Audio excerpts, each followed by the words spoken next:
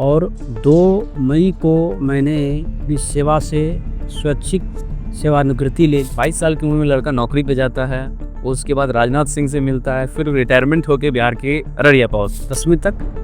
फिर matric board में मैं पूर्णिया कमिश्नरी का टॉपर था। कॉलेज से आते ही मुझे जिला अधिकारी पूर्णिया जयंत प्रधान जी थे, उसने मेरे मार्क्स को देखते हुए मुझे ऑफर दिया राजस्व कर्मचारी की नौकरी का। दानापुर सेंटर था।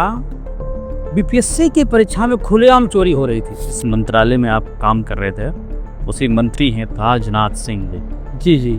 उनसे पहली मुलाकात कैसी थी?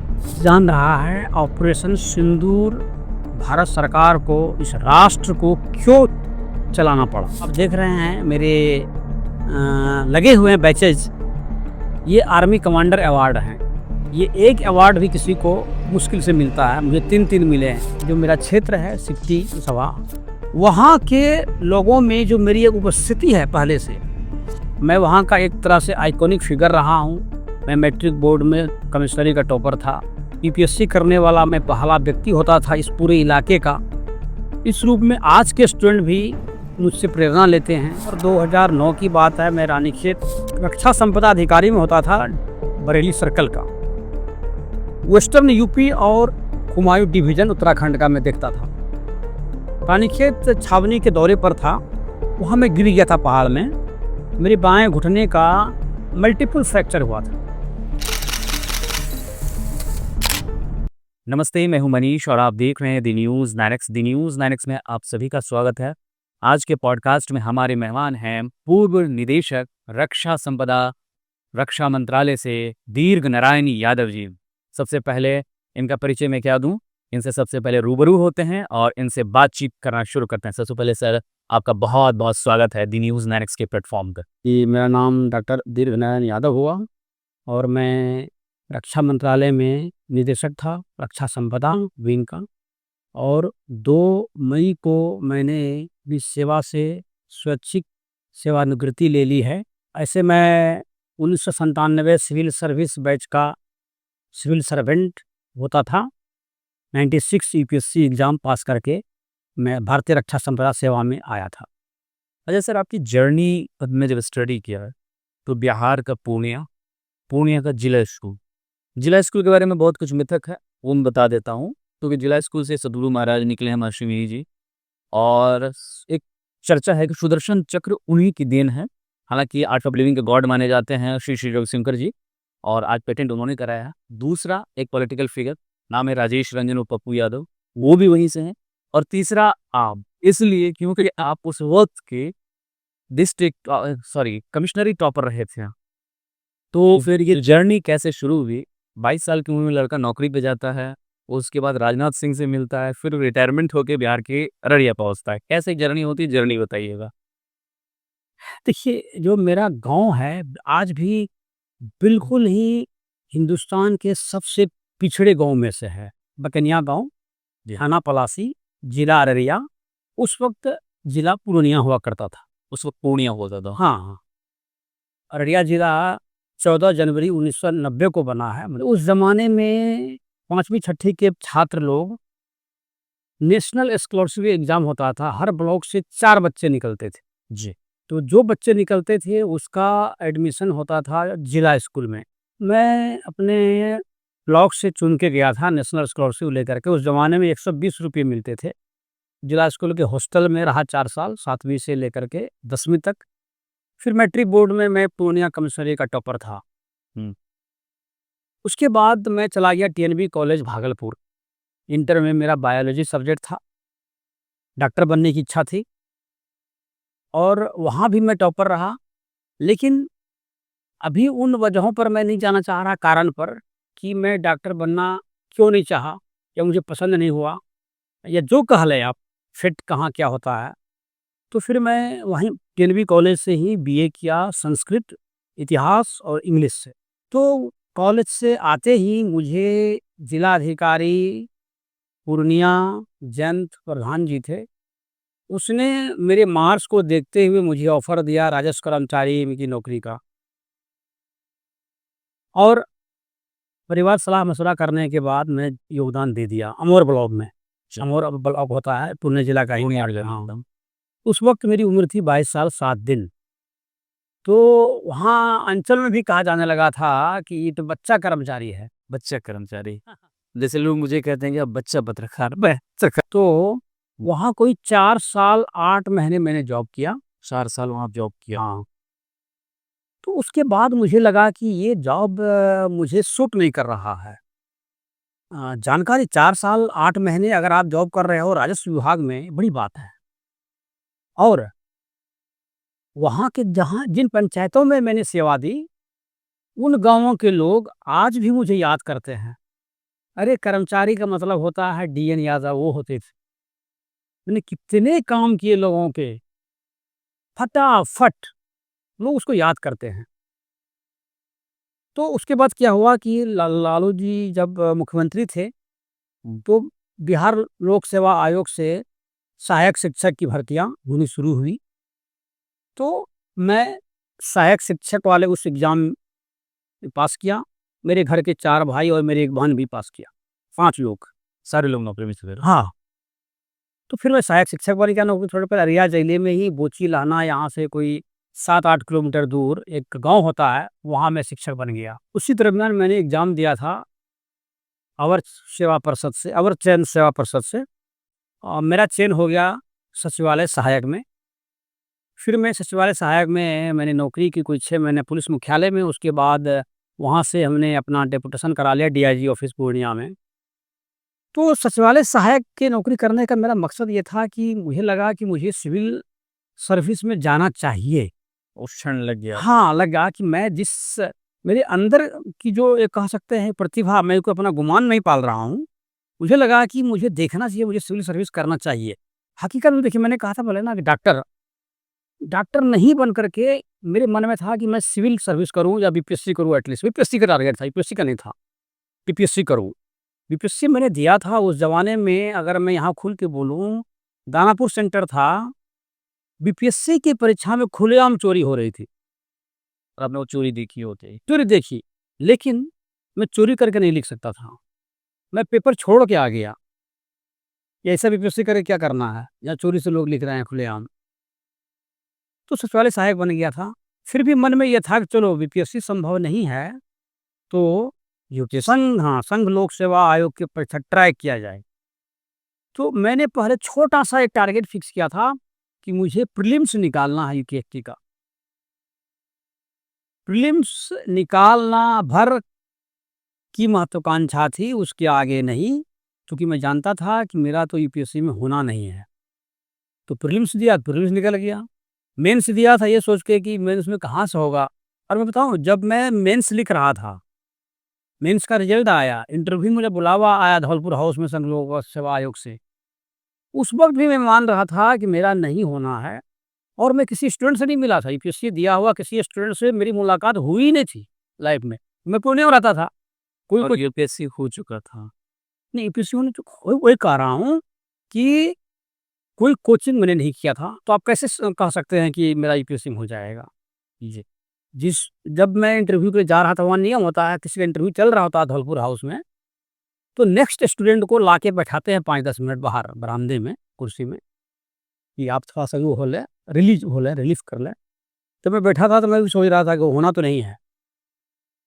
जब मैं इंटरव्यू देने के लिए गया था 4-5 दिन छुट्टी लेकर के, तो इंटरव्यू की तैयारी करने के बजाय मैं मथुरा, आगरा, वैष्णो देवी वगैरह खूब जम के घूम लिया कि मेरा यहाँ इंटरव्यू से बुलावा इसलिए आया है, ये घूमना है, होना तो है नहीं। तो है। होना सही कर रहा हूँ, दिल से कर रहा हूँ। कहीं हो, जब रिज़ल्ट आया, तो मेरा रैंक था, और मुझे बड़ा घोर आश्चर्य हुआ। जो विद्यार्थी पूर्णिया में रहा है, गाँव में, अंचल की नौकरी किया है, मास्टर की नौकरी किया है, सचिवालय की नौकरी किया है, वो यूपीएससी कर गया। सबको आश्चर्य हो रहा था। तो एनी हाउ खुशी तो होनी ही थी। और मेरी सेवा जो मुझे आवंटित की गई थी, भारतीय रक्षा संपदा सेवा, रक्षा मंत्रालय के अंतर्गत, ये बैकग्राउंड है। अच्छा, जिस मंत्रालय में आप काम कर रहे थे, उसी मंत्री हैं ताजनाथ सिंह जी। जी, जी। उनसे पहली मुलाकात कैसी थी?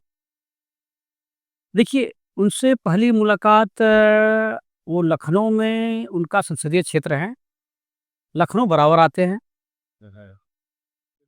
लखनऊ के में जो भी कार्यक्रम होते हैं, कोई परियोजना का भूमि पूजन है या उद्घाटन कह लीजिए, लोकार्पण।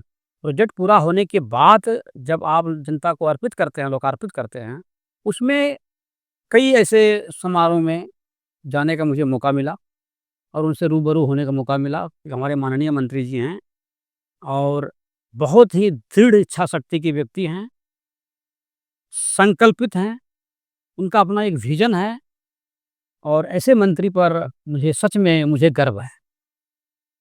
अच्छा, जब आपने उनके साथ काम किया, काम करने का अनुभव कैसा रहा उनके साथ? उनके ट्रीट करने का तरीका क्या बहुत हार्ड था या फिर सॉफ्ट कॉर्म था? देखिए, राजनाथ सिंह जी की कार्यप्रणाली के बारे में अगर मैं बताऊँ, तो पूरे मंत्रालय में मंत्री का जो अप्रोच होता है, अपने अधिकारियों के प्रति, बाकी लोगों के प्रति अलग-अलग हो सकता है।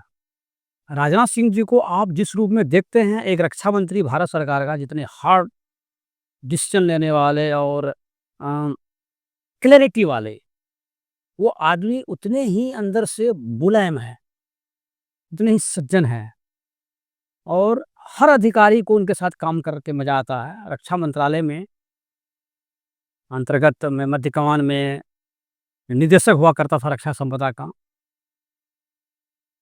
काफ़ी अच्छी यादें हैं इस विभाग की, इस मंत्रालय की। अच्छा, नरेंद्र मोदी से हुई मुलाकात हुई, प्रधानमंत्री जी से? नहीं, माननीय प्रधानमंत्री जी से मेरी मुलाकात नहीं हो पाई आमने-सामने। कई कार्यक्रमों में मैं उनसे दूर रहा हूँ और भविष्य में शायद मुलाकात हो। खैर दोस्तों, अब कुछ क्वेश्चंस कर लेते हैं। सर, पूरे देश ने इस वक्त ऑपरेशन सिंदूर देखा। एज आपने रक्षा मंत्रालय में काम किया, तो ऑपरेशन सिंदूर को आप किस विजन से देखते हैं, किस रूप में देखते हैं? देखिए, ये पूरा देश जान रहा है ऑपरेशन सिंदूर भारत सरकार को, इस राष्ट्र को क्यों चलाना पड़ा। उसकी पृष्ठभूमि आप भी जान रहे हैं। पहलगाँव एक नृशंस हत्या है।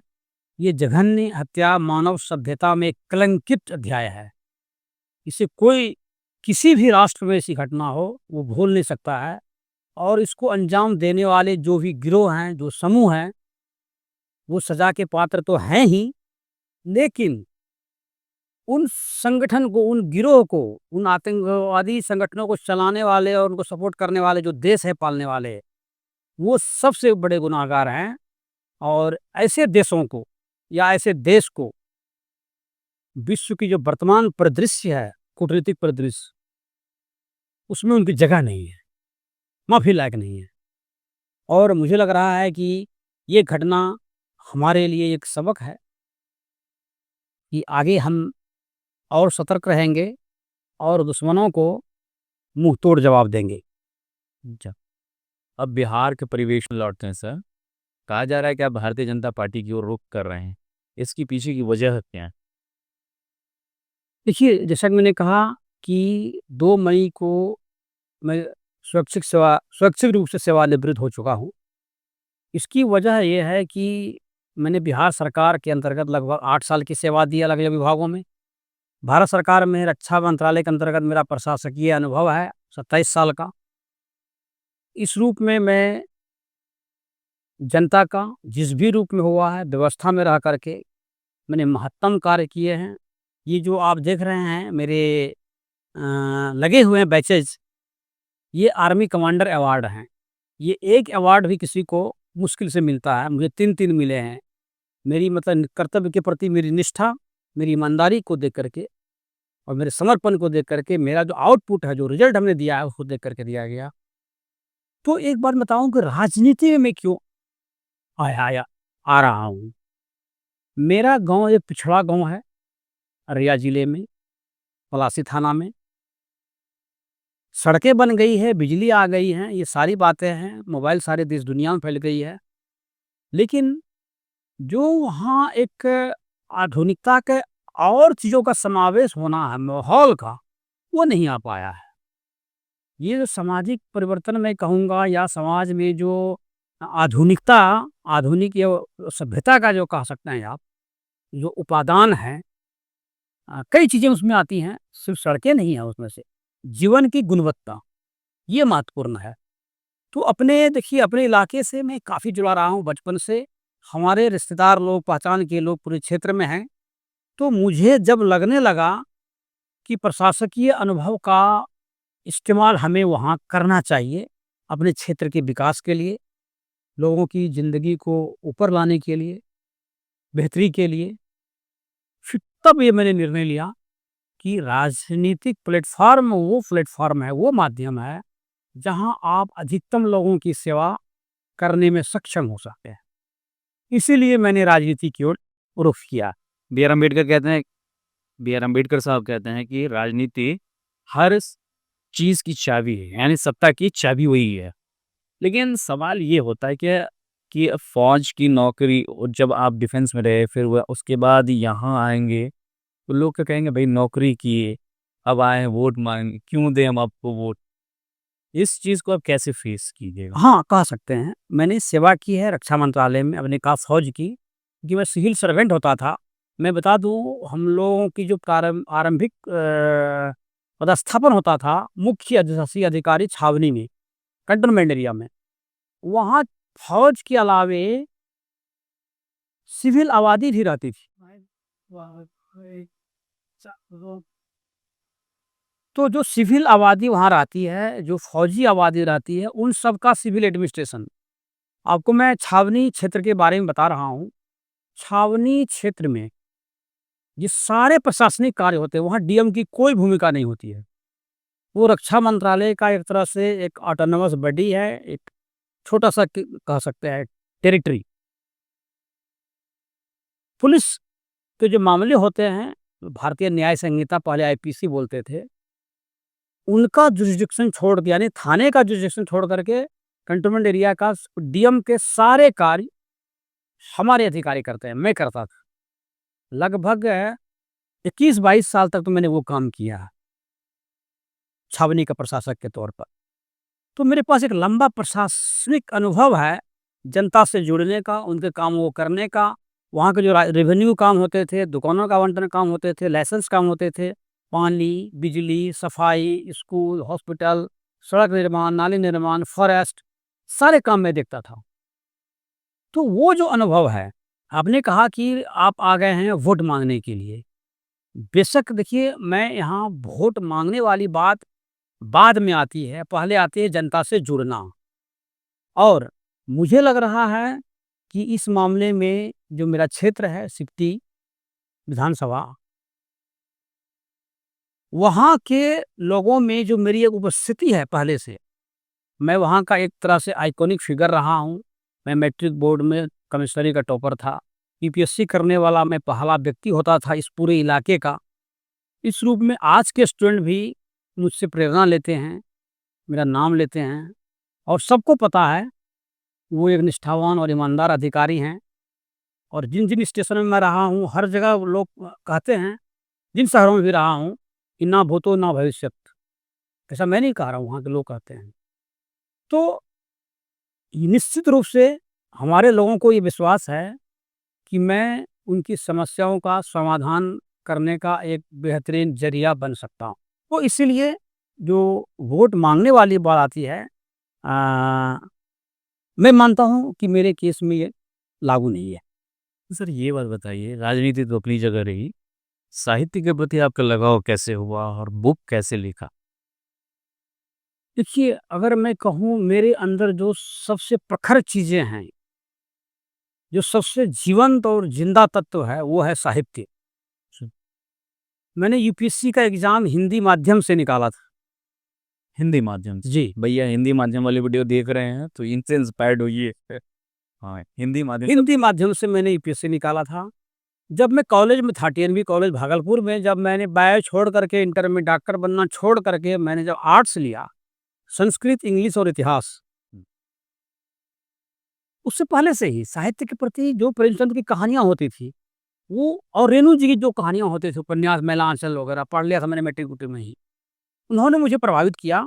बीए में आने के बाद जब मैं ग्रेजुएशन कर रहा था, पूरे 3 साल विश्व साहित्य का जितना खजाना है, जितने टॉप और नॉवेलिस्ट हैं, उनकी सारी रचनाओं को मैंने पढ़ा उन 3 सालों में। तो मेरे अंदर समझिए ना कि साहित्य एक अंदर एक बहुत बड़े कि जीवित प्राणी के रूप में जन्म ले चुका था। देखिए, प्रशासनिक जॉब में आने के बाद लिखना एक मुश्किल कार्य था। घटनाएँ कुछ ऐसी घटी कि अक्टूबर 2009 की बात है, मैं रानीखेत रक्षा संपदा अधिकारी में होता था, बरेली सर्कल का। वेस्टर्न यूपी और कुमायूं डिवीज़न उत्तराखंड का मैं देखता था। रानीखेत छावनी के दौरे पर था, वहाँ मैं गिर गया था पहाड़ में। मेरे बाएँ घुटने का मल्टीपल फ्रैक्चर हुआ था। तो साल में 2 ऑपरेशन हुए, 1 साल लगभग मैं घर में ही रहा। फिर उस दरम्यान मुझे लगा कि नहीं, अब मैं कहानी लिख के देखता हूँ, लिखना चाहिए। मेरी पहली कहानी मैंने लिखी थी एक चुटकी।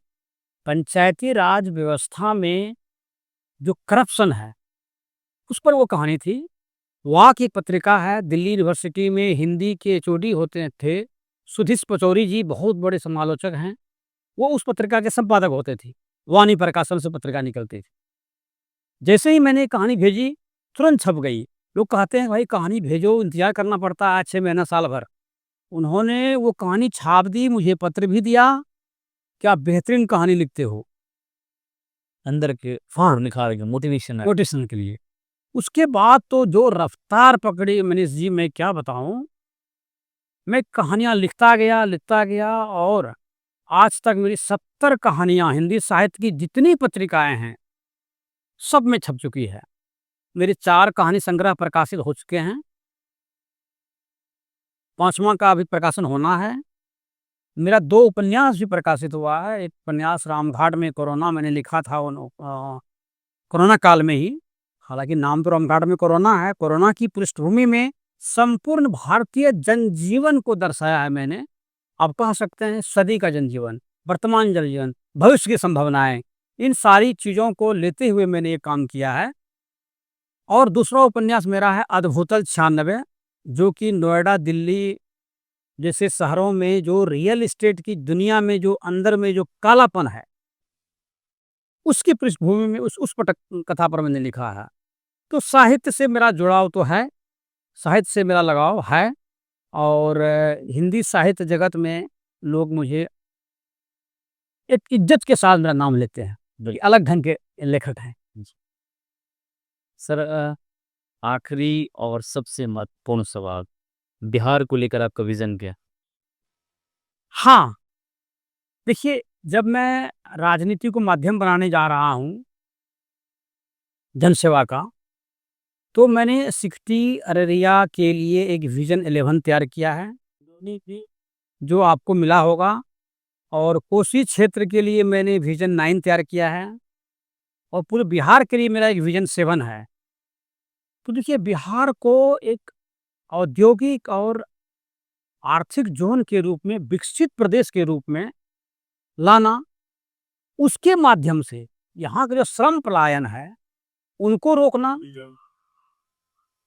और इसका जो जीडीपी है उसको गुजरात, महाराष्ट्र, केरल और जैसे विकसित राज्य हैं उनकी बराबरी पर लाना, मेरा ये एक अरमान है। मैं इसके लिए काम करूंगा सरकार के साथ मिलकर।